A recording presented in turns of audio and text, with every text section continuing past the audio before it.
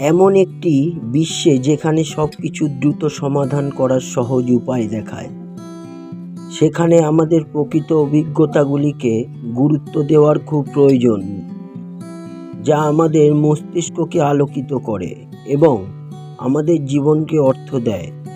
এই জন্যে যে দিন থেকে আমরা তোমাদের বিষয়ে এই সব কথা জানতে পেরেছি, সেই দিন থেকেই আমরা তোমাদের জন্য ঈশ্বরের কাছে অবিরত প্রার্থনা করছি, যাতে ঈশ্বর তোমাদের জীবনে কি করতে চান তা পূর্ণরূপে জানতে পারো এবং যাতে তোমরা সকল আর্থিক বিষয়ে প্রজ্ঞা ও বোধশক্তি লাভ করো। তার ফলে তোমরা এমন জীবনযাপন করো যাতে তার গৌরব হয় ও প্রভু সমস্ত দিক দিয়ে খুশি হন।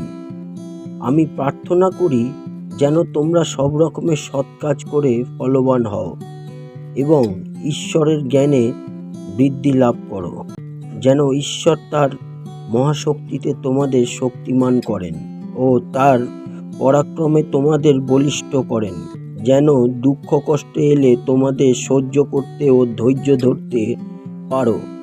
কোনো কিছুতে উদ্বিগ্ন হয়েও না, বরং সকল বিষয় প্রার্থনার মাধ্যমে তোমাদের যা কিছু প্রয়োজন তা একমাত্র ঈশ্বরকে জানাও এবং তাকে ধন্যবাদ দাও। স্বর্গীয় পিতা ঈশ্বর, এই জীবনের উপহারের জন্য আপনাকে অশেষ ধন্যবাদ। বাবা, আমাদের এবং আমাদের ভাই ও বোনেদের সচেতন করুন আপনার দেওয়া সব উপহারের দিকে, যা আপনি আমাদের মধ্যে স্থাপন করেছেন। আমাদের সব কিছুই আছে, কিন্তু আমরা সচেতন নই। বাবা, আমাদের চোখ আপনার উত্তরের অপেক্ষায় শত কোটি আগাম ধন্যবাদ জানাই। জয় যিশু, জয় হোক। আমেন।